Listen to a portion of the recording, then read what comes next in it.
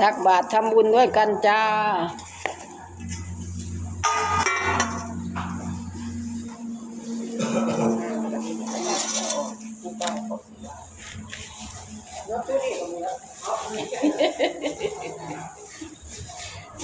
ไปบาททำบุญเสมอได้จ้า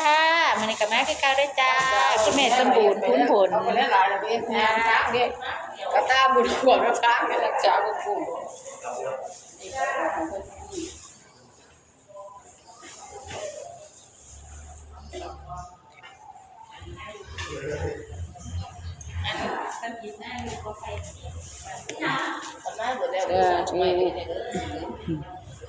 ฮะ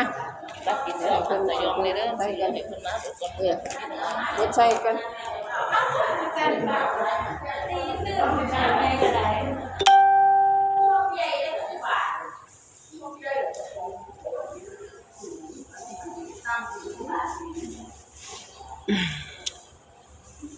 ไปย้ายใส่ซะก่อนบอกโอ้ยจะเฝ้าซะ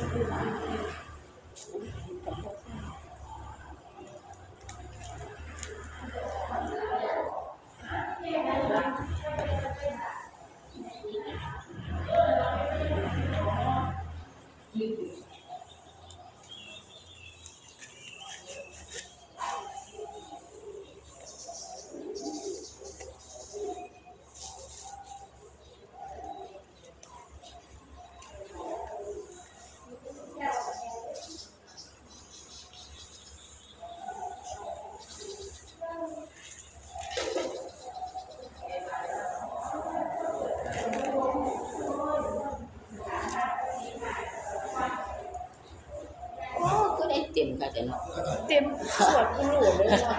โอ้นิดหน่อยคือหมานแต่ว่า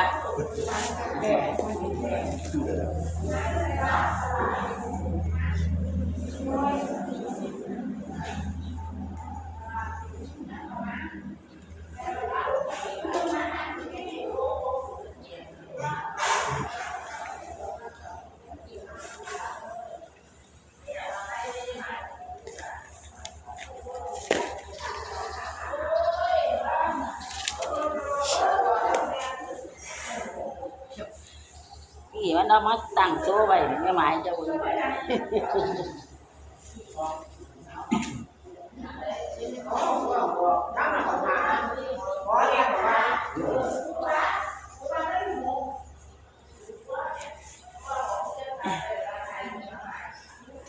สาธุอยู่ดีมีแห่งกันทุกคนได้จ้าเด้อ